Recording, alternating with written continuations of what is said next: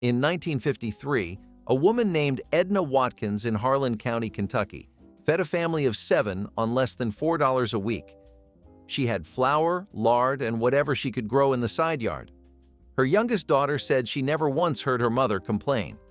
That is the story of the 1950s. Millions of families were not living the post-war dream you see in the magazines. They were cooking the way their mothers cooked during the Depression. 3 ingredients, 4 at most, whatever was in the cupboard. Number 18 on this list gave poor families every nutrient they needed for pennies. Number 8 was a military staple that mothers turned into legend. Number 1 is the original poor man's meal that started it all. These meals were not fancy. They tasted better than anything you can buy in a store today. If that sounds worth remembering, subscribe now. We are counting down from 25. Number 25, Sugarbread. A girl in eastern Tennessee, around 1954, came home from school and found nothing in the kitchen except a loaf of white bread, a tin of lard, and a bag of sugar. She was 9 years old. She spread the lard across 2 slices, spooned sugar on top, and pressed them together. That was her after-school snack every day for 2 years. It cost less than 2 cents. A loaf of white bread ran about 14 cents in 1954. The lard was practically free if your family rendered its own. The sugar was a few pennies scooped from the bin. It was not a recipe. It was not a treat. It was what you ate when there was nothing else. Families across Appalachia and the rural South knew this combination by heart. Some used butter when they could afford it. Most could not. The lard gave it richness. The sugar gave it sweetness. The bread gave it substance. Children did not know they were eating poverty. Your grandmother probably made this at some point. She just never told you because she remembered what it meant to need it. Number 24, potato soup. In 1951, a widow named Clara Hubbard in rural Missouri made potato soup 3 nights a week. She had 4 potatoes, half an onion, a little salt, and water from the well. That was it. No cream, no stock, no butter. She boiled the potatoes until they fell apart and created their own thick base. The whole pot cost her about 7 cents. Clara served it with whatever bread she had, and her 2 boys never once complained. Potato soup was the meal that did not need anything else. The potatoes dissolved into something warm and filling. If you had a scrap of bacon or a spoonful of drippings, you added that. If you did not, the soup still worked. It filled your stomach, it warmed your bones, and it cost almost nothing at a time when almost nothing was exactly what most families had. Number 23, fried bologna sandwich. In factory towns across Ohio and Pennsylvania in the mid-1950s, bologna was the working man's steak. A pound of bologna cost around 29 cents. You could feed a family of 4 lunch for the price of a single pork chop. A thick slice hit a hot skillet and the edges curled up into crispy little cups. You slid it onto white bread with yellow mustard and maybe a slice of American cheese if payday had been recent. Steel workers in Pittsburgh carried these in their metal lunch pails every day. The sandwiches sat in those tin boxes for hours, wrapped in wax paper, waiting for the noon whistle. It was not glamorous. When that bologna hit the hot pan and the kitchen filled with that smell, nobody in the house complained. The frying changed everything. It turned a cold, rubbery slice of processed meat into something with a crust, something with character. He asked for fried bologna. That was enough.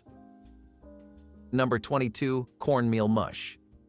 A woman named Dottie Sims in western North Carolina made cornmeal mush every morning in 1956. She boiled water, stirred in cornmeal with a pinch of salt, and cooked it until it thickened into a dense, smooth porridge. Her children ate it hot with a drizzle of sorghum molasses. Whatever was left over, Dottie poured into a loaf pan. By evening, it had set firm. She sliced it, fried the slices in bacon grease until they were golden and crispy on the outside. The whole family sat down to fried mush for supper. A 5-pound bag of cornmeal cost about 23 cents and lasted a week. It was breakfast and dinner from the same pot. That was the kind of math poor families understood. Nothing wasted, nothing thrown away. Every ingredient pulled double duty. Number 21, dandelion greens. In the spring of 1952, children in the hollows of West Virginia went out with paper sacks before school and picked dandelion greens from the fields. They filled those bags until the paper was damp and heavy.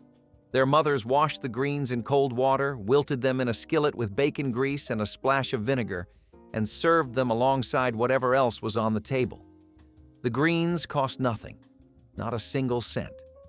They grew everywhere. During the Depression, people had picked dandelions so aggressively that at peak season you could not find a single plant in some neighborhoods. They were eaten as fast as they appeared. By the 1950s, the habit had not died. Poor families still knew that those yellow flowers in the yard were not weeds. They were food, good food. The greens were packed with iron and vitamins at a time when most poor families could not afford fresh vegetables from a store. A head of lettuce at the grocery cost 20 cents. Your yard was your garden. You just had to know what to look for. Number 20. Hoover stew. This meal was named after President Herbert Hoover, and not as a compliment. It started in the soup kitchens of the 1930s and never really left. By the 1950s, families were still making it because it worked. One hot dog, sliced thin, could flavor an entire pot. You added macaroni for bulk, canned tomatoes for acid and color. Maybe a can of corn if you had one. The whole pot fed a family of 5 for about 35 cents. A can of tomatoes cost 8 cents. A pack of macaroni cost a dime. The hot dog was another nickel. A woman in Gary, Indiana, in 1955 made Hoover stew every Friday night. She called it her end-of-the-week pot because it used whatever was left in the cupboard before grocery day. Nobody chose this meal. Everybody remembered it.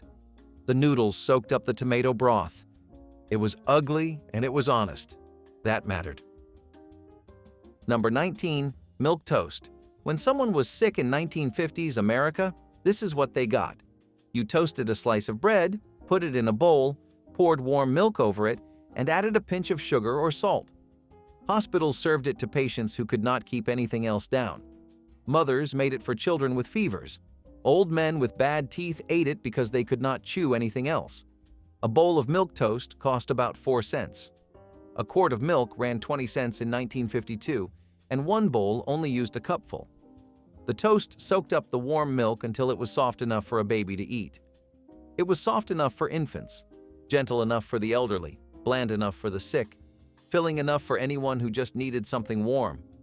In a world before antibiotics were common and doctor visits cost more than most families could afford, milk toast was the closest thing to medicine that a kitchen could produce. It was not memorable. It kept people going when nothing else could. Number 18. Pinto beans and cornbread. In 1957, a coal miner named Earl Combs in Logan County, West Virginia, came home every evening covered in black dust. His wife, Ruth, had a pot of pinto beans waiting on the stove. She had been simmering them since morning with a ham hock and a chopped onion. The ham hock cost nothing because it was saved from Sunday. Next to the stove sat a skillet of cornbread baked in bacon grease, the kind that came out with a crust so dark and crispy it cracked when you broke it apart. A 1-pound bag of dried pinto beans cost 8 cents. A bag of cornmeal cost less than a quarter. That was dinner for a family of 5 for about 15 cents total. In the mountains of eastern Kentucky and southwest Virginia, families ate this 300 nights a year. Milton Brown, a boy in a mining camp, later said he felt embarrassed about having beans for breakfast. He did not understand until much later that his mother was making sure he left for school with a full stomach. What most people did not realize is that beans and cornbread together form a complete protein. Every amino acid the body needs on one plate. The women of Appalachia already knew their families were surviving on this meal. They did not need a nutrition label to tell them what worked. The meals on this list were not invented by chefs. They were invented by women standing in kitchens before dawn trying to make nothing taste like something. Their children and grandchildren are still searching for those flavors 70 years later. That is not nostalgia.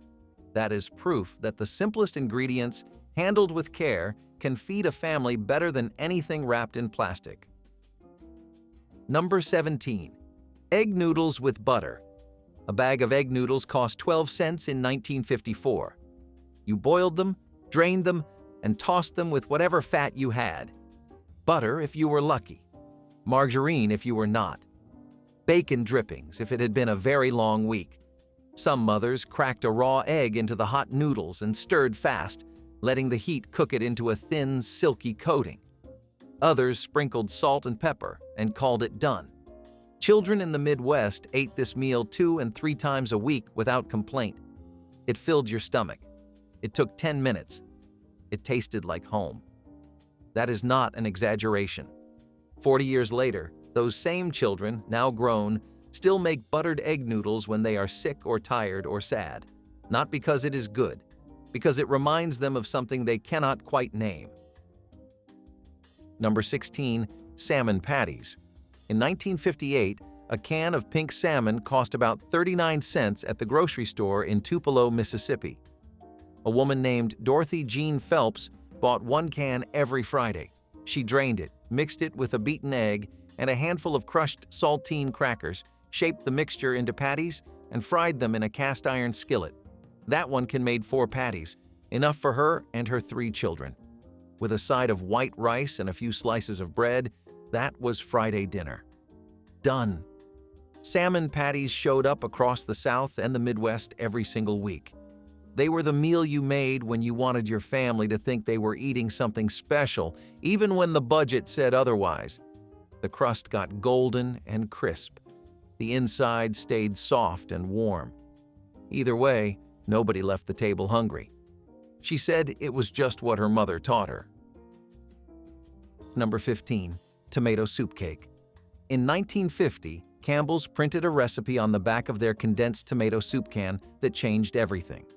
You took 1 can of tomato soup, mixed it into a standard cake batter in place of most of the liquid, and baked it. The cake came out moist, spiced, and faintly tangy. It cost about 20 cents to make the whole thing. Housewives across America were skeptical at first. Tomato soup in a cake sounded wrong. The soup added moisture and a subtle depth that plain water or milk could not match. By the mid-1950s, it was showing up at church suppers and bake sales from Ohio to Oklahoma. Nobody advertised what was in it. You just brought it, people ate it, and they asked for the recipe. The secret ingredient was not some exotic spice. It was a 10-cent can of soup that every family already had in the cupboard. Number 14. Vinegar pie.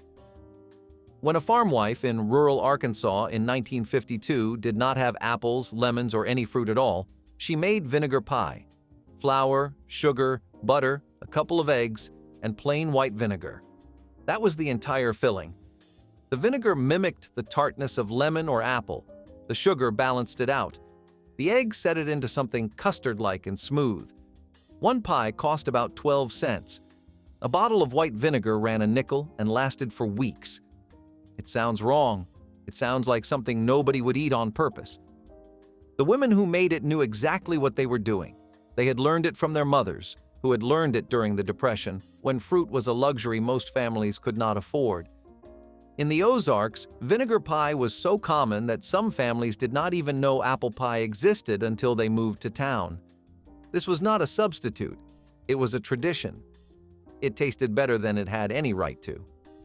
The food industry was pushing frozen dinners and cake mixes by 1954. In rural America, millions of families could not afford any of it. They were still cooking the way their grandmothers had cooked, not by choice, but by necessity. Vinegar pie was proof of that. It was a dessert made from ingredients that cost almost nothing, by women who refused to let their families go without something sweet at the end of the meal. The food industry did not see these women. Advertisers did not target them. They fed their families anyway, with whatever they had. What they had, more often than not, was enough. Number 13. Bread pudding. Stale bread was never thrown away in the 1950s, not by anyone who had lived through the Depression. You tore it into pieces, soaked it in milk and egg, added sugar and a pinch of cinnamon, and baked it until it puffed up golden and warm. A pan of bread pudding cost about 8 cents and fed a family of 4. The bread was free because it was leftover. The egg was 5 cents. The milk was a few pennies from the bottle on the porch. In New Orleans, bread pudding was already a famous dessert served in restaurants with whiskey sauce poured on top. In the rest of the country, It was survival food dressed up as something sweet. The bread absorbed the custard and turned soft. The top got crispy. If you had raisins, you added those. If you did not, it was still good. Every piece of stale bread had a second life in this dish. That was the rule in every kitchen that had known hard times. You used what you had, and you made it count. Number 12. Tuna noodle casserole. In 1959, the United States Bureau of Commercial Fisheries ran a survey and found that 8 out of 10 American households served canned tuna at least once a week. The most popular way to serve it was in a casserole. You boiled egg noodles, mixed them with a can of tuna, a can of cream of mushroom soup, and maybe some frozen peas. You topped it with crushed potato chips or breadcrumbs and baked it for 30 minutes. A can of tuna cost about 25 cents. The soup was another dime. The whole casserole fed a family of 5 for under 50 cents. It showed up every Wednesday or Thursday in kitchens from coast to coast. It was the meal you made when you did not know what else to make. Nobody was going to write a cookbook about it, but it kept more American families fed than any fancy recipe ever did. Number 11. Rice and gravy. In southern Louisiana and East Texas, rice and gravy was not a side dish. It was the meal. You cooked a pot of white rice. You made gravy from pan drippings, flour, and water. You poured the gravy over the rice. A 25-pound bag of rice in 1955 cost about $2 and lasted a family a month. That worked out to a few cents per serving. The gravy came from whatever meat you had cooked earlier in the week: pork chops, chicken, even bacon. You scraped the brown bits from the bottom of the pan, added a spoonful of flour, stirred in water, and let it thicken into something dark and rich. The whole plate cost a few pennies. Cajun families and poor black families across the Gulf Coast ate rice and gravy 3 or 4 nights a week. It was filling, it was warm, and the gravy turned plain rice into something that tasted like a meal someone had put thought into. You did not need much. You needed to know what to do with what you had. Number 10. Stuffed peppers. Bell peppers in 1955 cost about 5 cents each at roadside stands across the Midwest. A mother in Columbus, Ohio, would hollow out 4 green peppers, mix leftover rice with a small amount of ground beef, a spoonful of tomato sauce, salt, and pepper, stuff the peppers full, and bake them until they softened. The whole dinner cost about 30 cents. Ground beef was 39 cents a pound, but you only needed a quarter pound because the rice did the heavy lifting. Stuffed peppers were a way to take a tiny amount of meat and make it look like more than it was. The pepper was the container. The rice was the filler. The meat was the flavor. When you pulled them out of the oven, they looked like something from a magazine. It looked like effort. It looked like a real dinner. It was a small thing. Small things held families together. Number 9. Fried egg sandwich. 2 eggs, a skillet, 2 slices of bread. That was the whole operation. In 1952, a dozen eggs cost about 60 cents. That meant each egg was about 5 cents. A fried egg sandwich cost you a dime. You cracked the egg into a hot skillet with a little grease, let the white set and the edges get crispy, and put it between 2 slices of bread. Some people added salt, some added pepper, some added a thin scrape of mayo. Fathers in Detroit ate these for dinner after the late shift at the auto plant. Mothers in Georgia made them for their children at noon. It did not matter who you were or where you lived. If money was tight, you knew the sandwich. It took 3 minutes. It filled your stomach. That was it. That was the whole recipe. Number 8. Creamed chipped beef. The military had another name for it, a name that cannot be repeated on this channel. Soldiers grumbled about it in mess halls from Fort Bragg to Camp Pendleton. But when those soldiers came home in the 1950s, their wives made it anyway. You took a jar of dried, salted beef that cost about 35 cents. That jar sat on the shelf for months without going bad. You shredded the beef into thin strips. You made a white sauce from butter, flour, and milk, stirring it smooth over a low flame. You folded the beef into the sauce and spooned it over toast. 2 slices of dried beef turned into a meal for 6 people because the gravy did all the work. Total cost was under 50 cents. Marge Kowalski in Buffalo served it every Tuesday in 1957. Her husband Walter had eaten it for 3 years in the Army. Their oldest, Stanley, said he did not know until college that most families did not eat creamed beef on toast for dinner. It was not beautiful food. It was gray and thick, but it was warm, and there was always enough. The story of creamed chipped beef is the story of the 1950s. You took the cheapest ingredient you could find, stretched it with flour and milk, and made sure nobody went to bed hungry. That was the measure of a good meal, not how it looked. Whether there was enough. Number 7. Meatloaf. 1 pound of ground beef in 1955 cost about 39 cents. But you did not cook the beef straight. That would only feed 2 people, maybe 3 if they were small. You mixed it with breadcrumbs, an egg, diced onion, salt, pepper, and a little milk. The breadcrumbs soaked up the milk, and the egg held everything together. That single pound of beef became a loaf big enough for a family of 5 with leftovers for the next day. You shaped it, put it in a pan, glazed the top with ketchup, and baked it for an hour. The kitchen smelled like dinner for the first time all week. The leftover slices went into sandwiches the next day. Cold meatloaf on white bread with mustard was a lunch that factory workers and school children both knew by heart. 1 pound of beef, 2 meals. That was the genius of meatloaf. It was not a luxury. It was engineering. Every mother in America knew the ratio. Too many breadcrumbs and it fell apart. Getting it right was a skill passed from one generation to the next, and nobody wrote it down. They knew. Number 6. Kraft macaroni and cheese. In 1937, Kraft introduced a box of macaroni and powdered cheese sauce for 19 cents. By the 1950s, it was in almost every pantry in America. You boiled the noodles, stirred in the cheese powder with milk and butter, and had dinner on the table in 9 minutes. That was the promise printed right on the box. Dinner for 4 in 9 minutes.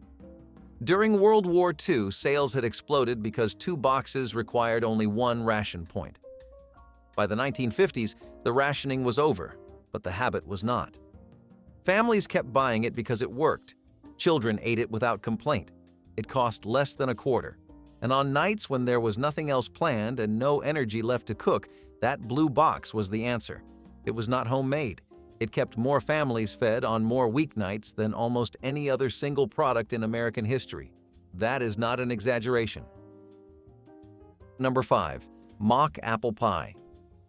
In the early 1930s, Nabisco printed a recipe on the back of their Ritz cracker box that seemed like a joke. You layered Ritz crackers in a pie shell, poured a syrup of sugar, lemon juice, and cinnamon over them, and baked it. When it came out of the oven, it tasted like apple pie. No apples.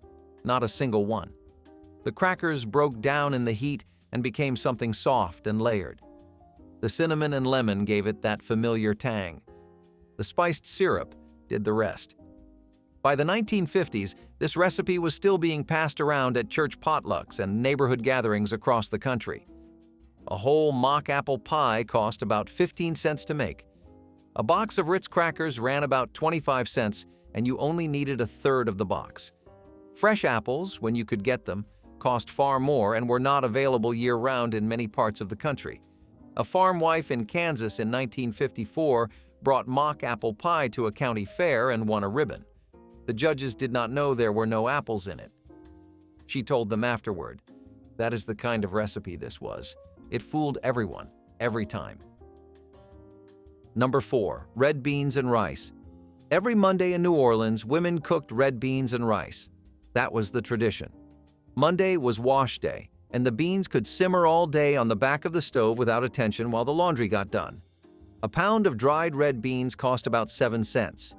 You added a ham bone left over from Sunday dinner, an onion, a few cloves of garlic, and whatever seasoning you had. A bay leaf if you grew them. A shake of cayenne if you liked heat. The beans cooked low and slow until they turned creamy and thick. You served them over white rice. The whole meal cost less than 20 cents and fed the family with enough left over for tomorrow. By the 1950s, this was not just a New Orleans tradition.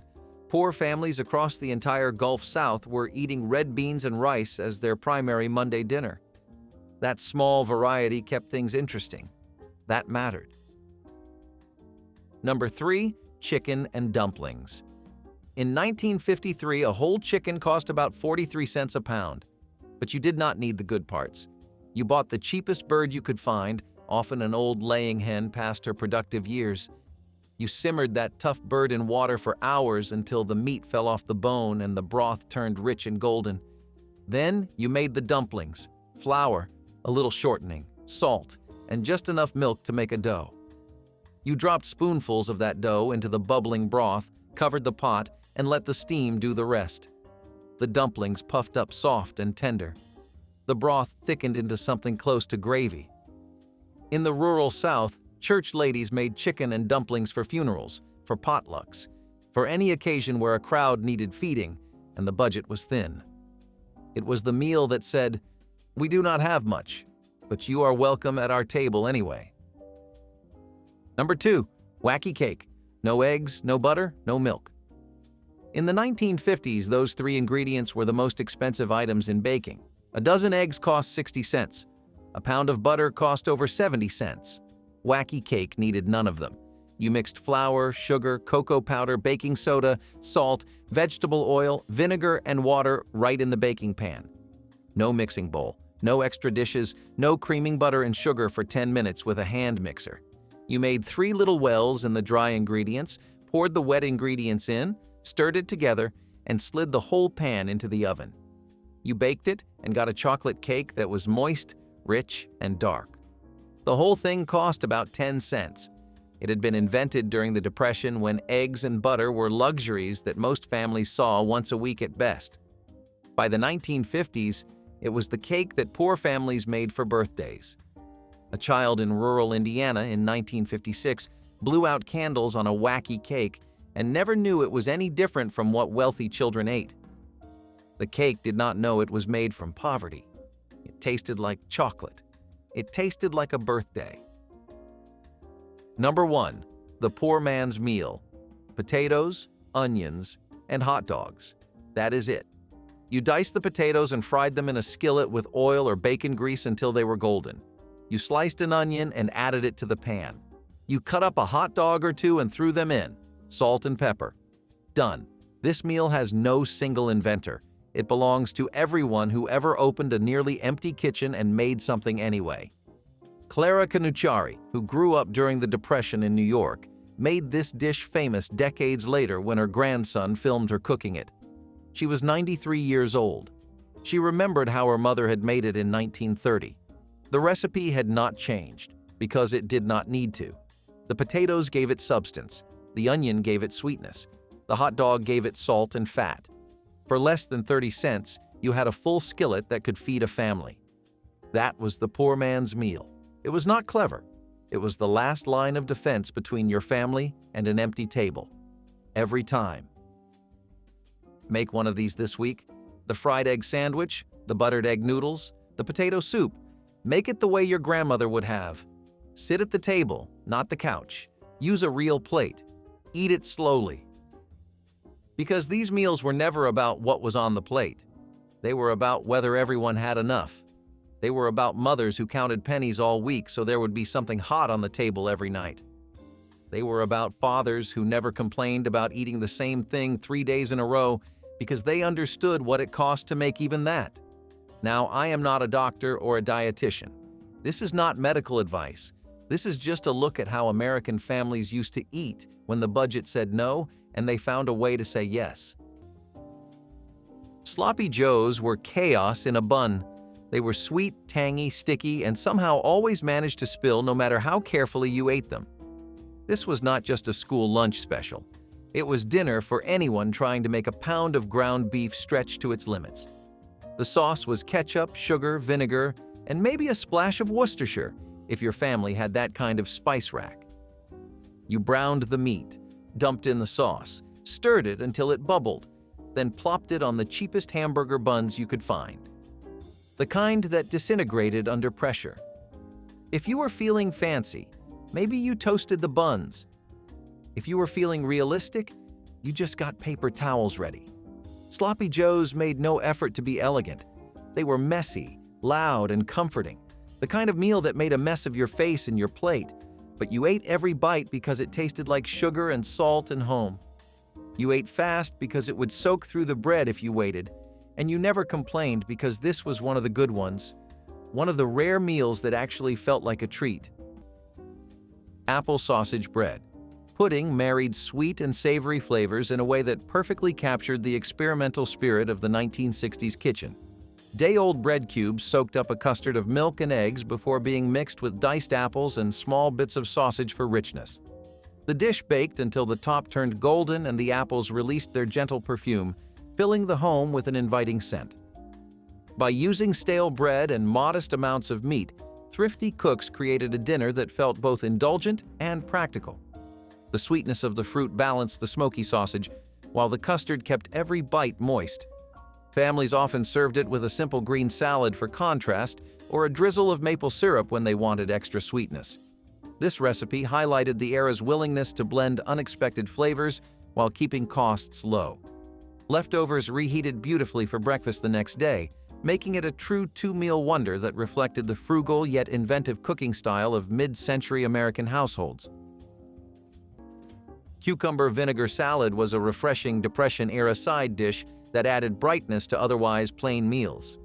Cucumbers were easy to grow in home gardens, and when combined with vinegar, water, and a pinch of sugar or salt, they became a simple but flavorful salad.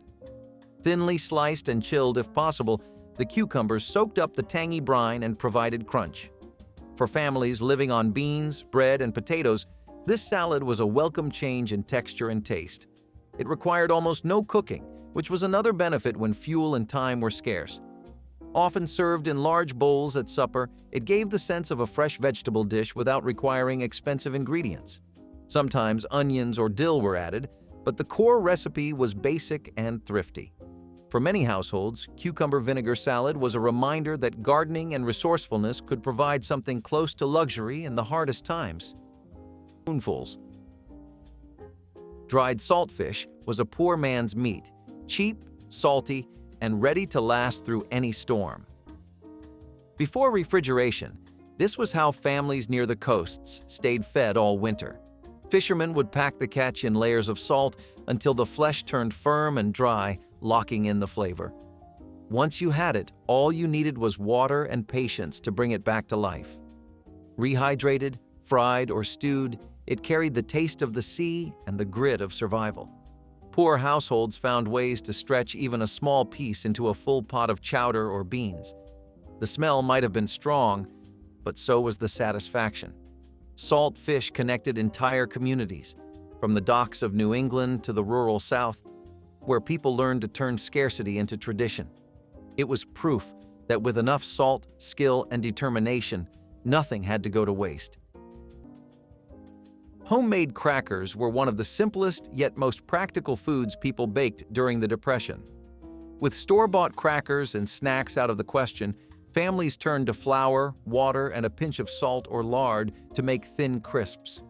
Rolled flat and baked until golden, they provided crunch and variety in a diet that was otherwise dominated by soft, starchy foods. Often, children would snack on them plain, while adults used them to stretch soups, broths, and thin stews. They could be topped with whatever was on hand, from drippings to a smear of carrot marmalade, but even alone they were satisfying in their simplicity. Families appreciated how they required little fuel and ingredients, and they became a staple for households that could not afford bread every day. Homemade crackers reflected resilience, showing how even the most basic pantry items could be transformed into something useful. They were not glamorous, but they were dependable, which is exactly what people needed most. Zucchini tomato layer. Bake turned overflowing summer gardens into a warm and colorful family meal that fit any budget. Thin slices of zucchini were alternated with canned tomatoes inside a buttered casserole dish, sprinkled lightly with breadcrumbs and a handful of grated cheese. As it baked, the vegetables released their juices, blending with the cheese to create a savory sauce that required no extra effort. This dish became a staple during peak harvest months, when zucchini was plentiful and nearly free from backyard gardens or neighborhood swaps. Home cooks appreciated how easily it adapted to what they had on hand, allowing the addition of fresh herbs or a scattering of leftover rice to make it more filling. Served hot with crusty bread, it offered a complete vegetarian supper that satisfied even the most dedicated meat eaters. The simple preparation, bright flavors, and low cost made it a dependable recipe that graced countless 1960s dinner tables, celebrating the abundance of late summer produce while keeping grocery bills comfortably low for hardworking families. Egg salad sandwiches were the soft answer to a hard life. You started with boiled eggs, cheap, filling, easy to store. You mashed them with a fork, added whatever mayonnaise you had, maybe a pinch of salt, a dash of pepper, sometimes even mustard if you were fancy. Then came the white bread, thin and fragile, sticking to the egg like it was doing you a favor. It was cold, quiet food. Not flashy, not warm, not especially comforting. But it filled the space between hunger and dinner. You ate it standing up over the sink or wrapped in wax paper at school. There was no crust if someone loved you. There was extra egg if someone loved you more. It was the lunch of the working poor, the dinner of those too tired to cook, and somehow it still managed to taste like home. The eggs were never just eggs. They were patience. They were leftovers. They were something made out of almost nothing. And when the fridge was empty except for a carton and a jar of mayonnaise, you knew what you were having. You did not choose it. You inherited it. Cornmeal was the magic dust of poor households, cheap, shelf-stable, and endlessly useful. A single sack could turn into mush for breakfast, hoe cakes for lunch, and cornbread for dinner. Farmers used it, miners used it, families swore by it. Cornmeal was filling, nutritious, and worked with just about any leftover you had lying around. It was the one ingredient that could carry you through a whole week of hunger without complaint. People used it with lard drippings to make golden cakes crisp on the edges and soft in the middle. For others, it meant a pot of warm corn mush, sweetened with molasses or salted for a savory twist. Kids grew up on it, and mothers stretched it with water when milk was gone. When the pantry looked bare, cornmeal never disappointed. It was the friend that always stayed. Its grainy texture and rich smell of roasting corn were the scent of home for millions. Even today, there's something grounding about a skillet of cornbread, reminding us how far thrift and a bit of grit could take a person. Tomato custard casserole turned two everyday items, canned tomatoes and eggs, into a richly flavored dinner that captured the resourcefulness of the 1960s. The eggs were whisked with milk and a pinch of sugar before being poured over chopped tomatoes and breadcrumbs, then baked until the custard set and the top turned slightly caramelized. This casserole provided protein, vitamins, and comfort all in one dish without requiring expensive meats or elaborate preparation. Many families served it with buttered toast or a simple green salad, letting the natural acidity of the tomatoes balance the creamy custard. The recipe became a reliable weeknight option because it used inexpensive pantry staples that were always on hand. Its smooth texture and gentle sweetness made it appealing to children, while adults appreciated the subtle complexity that developed as the tomatoes baked. This unassuming casserole is a testament to how mid-century cooks could transform basic ingredients into something hearty, nourishing, and surprisingly elegant with little more than patience and a hot oven. Fried potatoes and onions were the poor man's hash, a skillet full of sizzling honesty. You sliced the potatoes thin, tossed them in a pan with oil or bacon grease, and added onions until the whole house smelled like something was finally cooking. It was loud, smoky, and always worth the wait. The edges got crispy, the centers stayed soft, and the onions caramelized just enough to make you forget there was no meat. There was no recipe, just instinct and repetition, the kind passed down by watching, not reading. One pan, one burner, and the hope that there was enough to go around. You flipped it with whatever spatula had not melted yet, served it right out of the pan, and ate it fast before the crisp turned to mush. This was breakfast, lunch, or dinner, whatever you needed it to be. You could dress it up with ketchup or cheese or just eat it plain. No one judged. It was filling, cheap, and tasted better than most things you could afford. In the right moment, it tasted like comfort. In the wrong one, it tasted like the only option. But either way, it got the job done. Pickled watermelon rinds turned what many would throw away into a sweet, sour preserve that families treasured during the Depression. When fresh fruit was too precious to waste, thrifty homemakers saved the tough white rind of watermelons. These rinds were boiled with sugar, vinegar, and spices until they softened and took on a tangy sweetness. Stored in jars, they became both a condiment and a dessert, brightening up otherwise bland meals. Children loved them for their unexpected flavor, and adults valued how nothing went to waste. Victory gardens often produced watermelons, and in households where money was scarce, even the rinds had value. Pickled watermelon rinds were served alongside beans, bread, or meats when they could be found, making ordinary meals feel more lively. Many families kept recipes for these preserves, passing them down as reminders of how every scrap could be used. The dish was both resourceful and flavorful, embodying the resilience that defined Depression-era cooking. Eggplant Parmesan casserole gave budget-minded families a taste of Italian-inspired comfort without the cost of imported ingredients. Slices of eggplant were lightly breaded, quickly browned in a skillet, and layered with canned tomato sauce, dried oregano, and a modest sprinkle of grated cheese. Baked until the sauce bubbled and the cheese melted, the dish emerged fragrant and hearty, ready to feed a hungry household. Because eggplant was plentiful in late summer and canned tomatoes were available year-round, the recipe fit perfectly into a thrifty meal plan. Many 1960s home cooks discovered it through community cookbooks that encouraged vegetable-centered dinners when meat prices rose. Served with a side of spaghetti or crusty bread, it felt festive enough for company while staying within a modest budget. The mild flavor of the eggplant absorbed the savory sauce beautifully, making each bite satisfying without the need for heavy amounts of cheese or meat.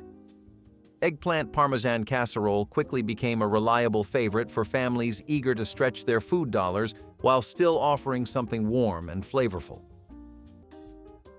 Rice and gravy was the meal that whispered, "We made it work," after a long, hungry day. Plain white rice, nothing more than starch and steam, was cooked in big pots that never emptied as fast as you thought. And the gravy? That was magic. You scraped the bottom of the meat pan, mixed the fat and flour, maybe some milk if you were lucky, and stirred until it thickened. There was no meat, not really, just the memory of it. But the gravy carried the flavor like a story passed down from better times. You poured it over the rice and watched it disappear into the grains, turning white into brown, bland into bold.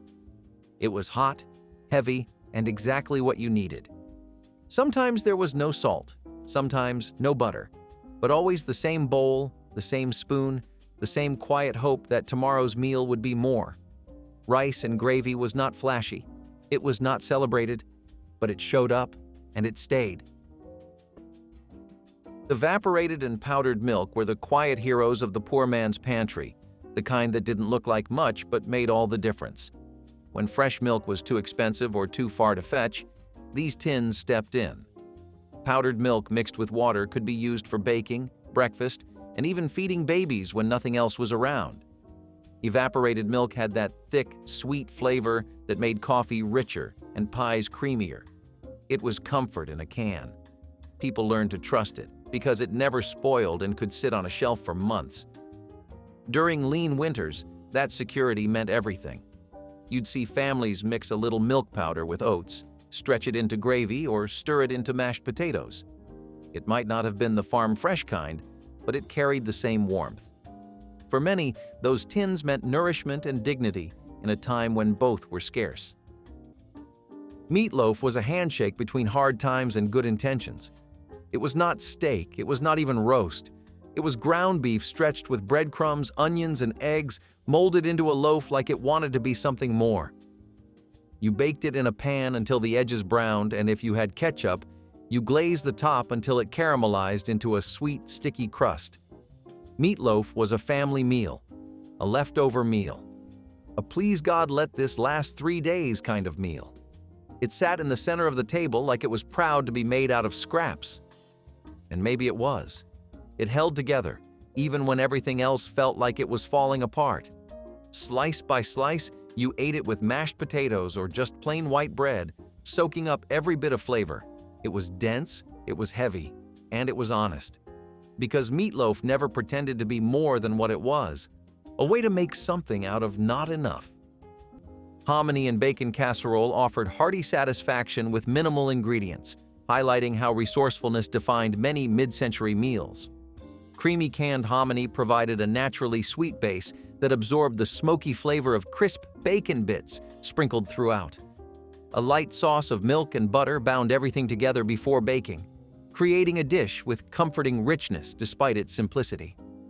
Families often served it as a main course with a side of green vegetables or a slice of cornbread, making it a complete and inexpensive dinner. Hominy's long shelf life and low price made it a dependable pantry staple, while just a few strips of bacon added enough depth to please meat lovers without straining the budget.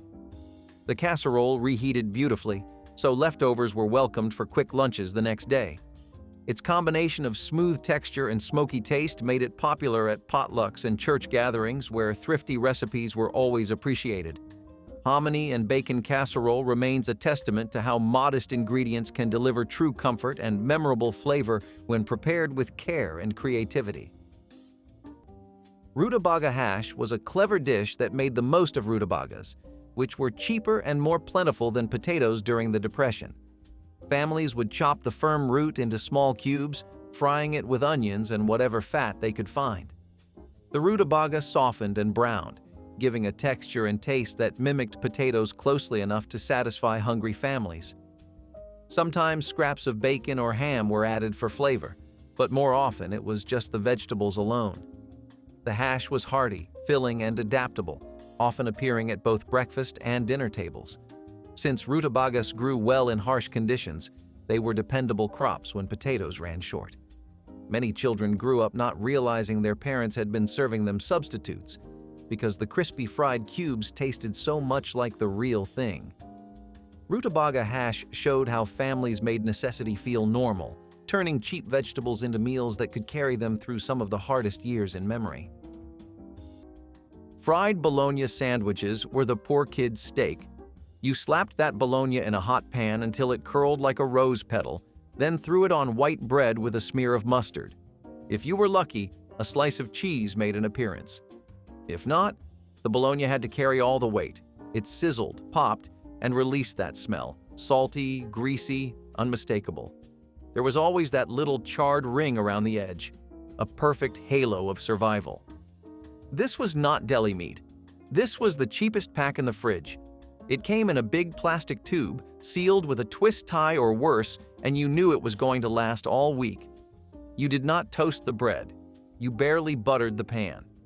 The goal was simple: get it hot and slap it together. Sometimes there was ketchup, sometimes a pickle slice. But most times it was just the basics, a sandwich that told you exactly where you stood. You sat on the floor or leaned over the sink while you ate it, grease dripping down your hand, and never questioned why this was a staple. Because it worked, and because it was yours. Canned tomatoes were the red gold of the poor man's pantry. They were cheap to make, easy to store, and could rescue just about any meal. During summer, when gardens overflowed, families canned tomatoes in big batches, lining shelves with jars that glowed like sunset.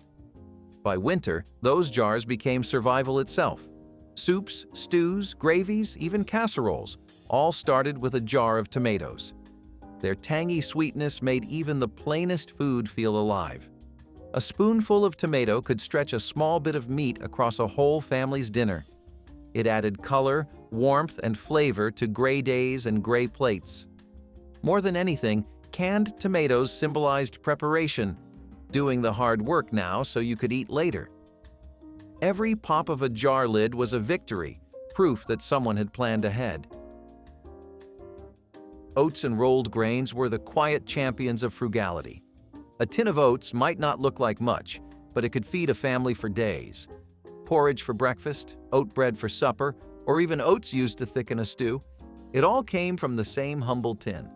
They were filling, affordable, and versatile, which made them a staple in every working class. Chili and crackers were the meal you made when you needed fire in your belly and not much else. Ground beef, a can of beans, tomato sauce, and every spice you could find in the back of the cabinet. You let it simmer until it thickened, bubbling and bold.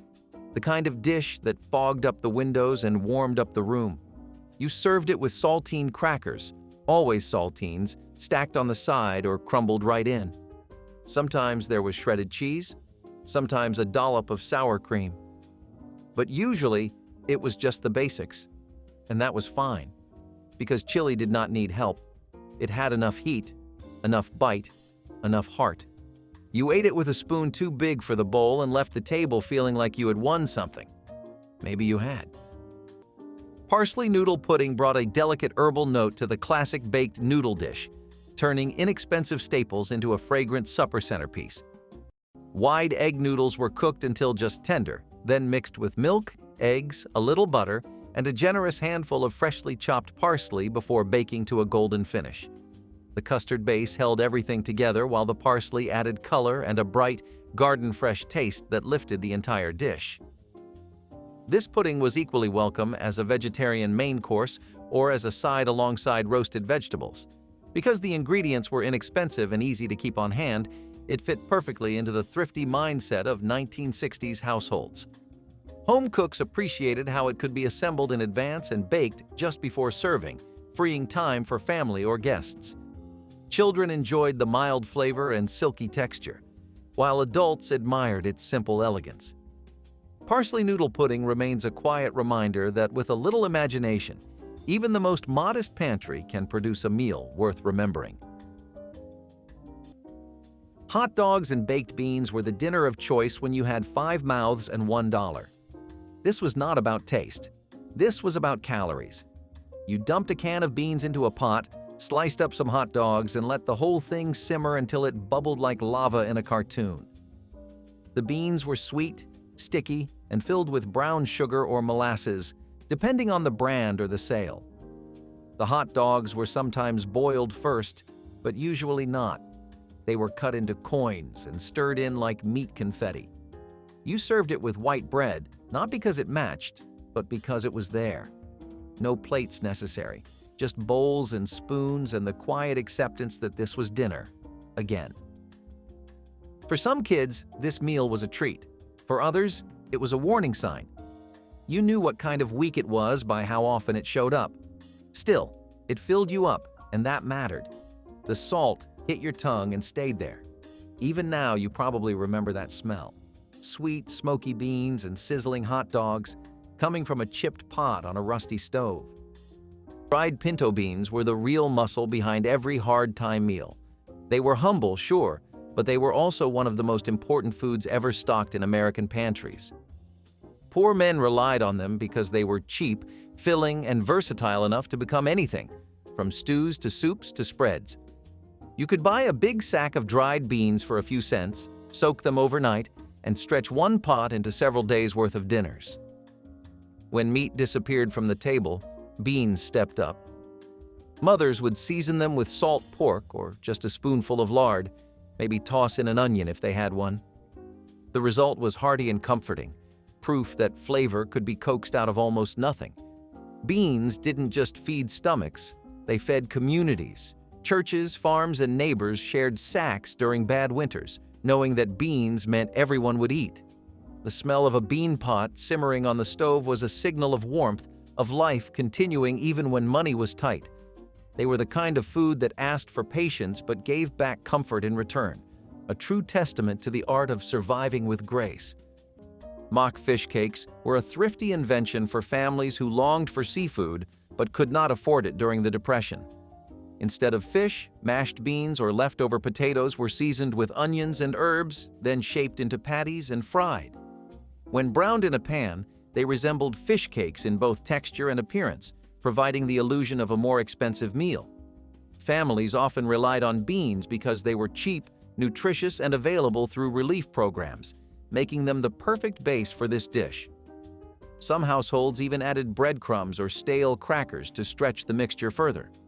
While it might not have carried the same flavor as real fish, it was filling and hearty, which mattered most in those years. For many children, mock fish cakes became a familiar supper, remembered later with a mix of humor and nostalgia. They embodied the era's spirit of improvisation, turning simple, humble ingredients into something that felt like a substitute for luxury. Pea and egg salad plate was a thrifty supper that turned humble staples into a refreshing main dish for a warm evening. Canned peas were drained and chilled before being folded with chopped hard-boiled eggs, diced celery, and a splash of mild vinegar dressing.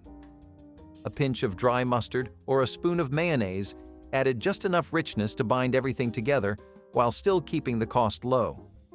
Served on crisp lettuce leaves or alongside sliced tomatoes from the backyard garden, it provided protein and texture without any need for meat. Home cooks loved how quickly it came together using pantry items that were inexpensive and easy to find year-round. Children enjoyed the gentle sweetness of the peas, while adults appreciated the subtle tang from the dressing.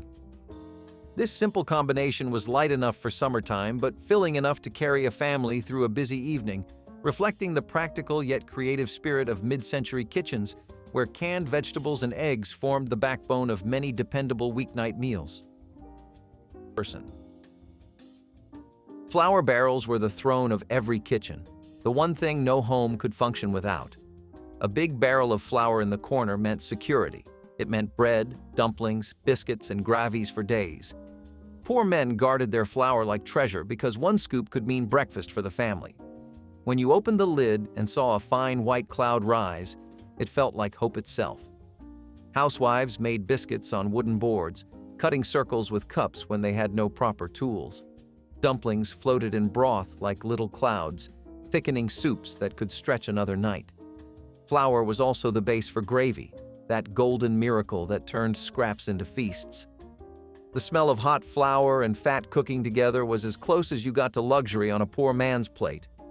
It was simple, practical, and pure, proof that even the most basic things can hold a kind of sacred power when times are hard. The barrel stood as a silent promise that tomorrow's meal was already halfway there. Baked lima bean patties transformed a pantry staple into a crispy, protein-rich entree that required very little money or effort. Cooked lima beans were mashed with breadcrumbs, minced onion, and a touch of seasoning before being shaped into small cakes and baked until golden on the outside while soft within. The gentle flavor of the beans paired well with a spoon of tomato relish or a drizzle of simple white sauce, offering a balanced and filling meal. Because dried beans were inexpensive and stored for months, this recipe provided a dependable option for families watching their grocery bills. Children often enjoyed the mild taste, especially when the patties were served on soft rolls like a vegetarian burger. Homemakers appreciated that they could prepare the mixture in advance and bake it just before dinner, keeping evenings stress-free. Baked lima bean patties demonstrate the quiet creativity of mid-century kitchens, where resourceful cooks turned everyday staples into meals that were hearty, healthy, and surprisingly elegant for such modest ingredients. Goulash was not Hungarian, not the kind we grew up with. This was American goulash, elbow macaroni, ground beef, and a tomato sauce that always tasted a little like metal. It was a one-pot meal, no rules, just a way to take cheap ingredients and turn them into something that could feed a small army. Some families used onions, others added garlic if they had it. But at its core, it was just meat, pasta, and sauce. And it was enough. You could scoop it out in huge portions and still have leftovers. It reheated well. It was easy to make. And most importantly, it was cheap. Goulash was the dinner you made when you could not afford variety. It was everything in one dish. And it worked. You knew it was going to be a goulash night when the cupboards were getting low and the mood in the house was just a little more tired, but somehow that big pot of steaming pasta made things feel okay. For one night at least. Celery and cheese soufflé brought elegance to an inexpensive vegetable that most people considered only a snack or soup ingredient.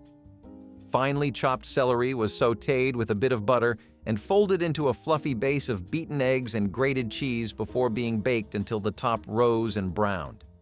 Despite its sophisticated appearance, the ingredients were simple and affordable, making it a popular choice for dinner parties on a budget. The soufflé delivered a gentle crunch from the celery against the airy texture of the eggs, surprising guests who expected something plain. Because the recipe relied on pantry staples like milk, eggs, and a small amount of cheese, It fit perfectly into the frugal cooking philosophy of the time. Home cooks loved that it felt fancy without requiring costly ingredients or specialized equipment. Served with a crisp salad or a slice of toasted bread, this dish turned an ordinary evening into a special occasion and demonstrated how a humble vegetable could take center stage in a memorable meal. Share which one you remember in the comments. Tell me if your family made the beans and cornbread or the creamed chipped beef. I want to know which one your grandmother would have recognized, because these were not cheap meals. They were how ordinary families stayed fed, stayed together, and stayed proud when the money said they should not have been able to do any of those things.